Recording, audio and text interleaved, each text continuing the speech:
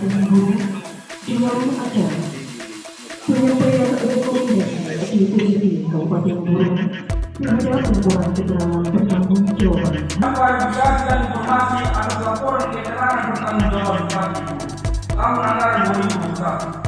Lanjut menilai bahwa aspek perencanaan dan penyerapan anggaran program kegiatan semua OPD tidak mencapai target dan realisasi, sehingga terdapat sisa anggaran yang tidak dapat digunakan untuk siswa.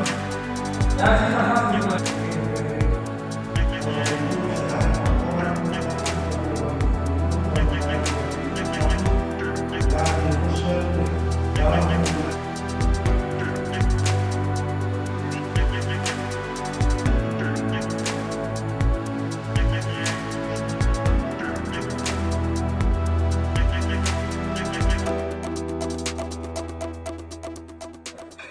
hasil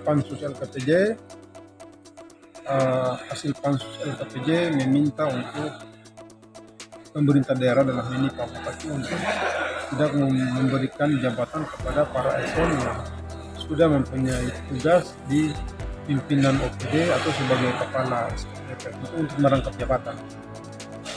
Bagi DPRD ini sangat fatal dan akan mempengaruhi kinerja instansi itu dan mungkin saja akan mempengaruhi pelayanan publik. Olehnya itu kita meminta setiap ASN yang bertugas diserahkan jabatan tetap menjabat sebagai satu saja kepala OPD atau SPT. Tidak boleh harus sampai merangkap yang kedua.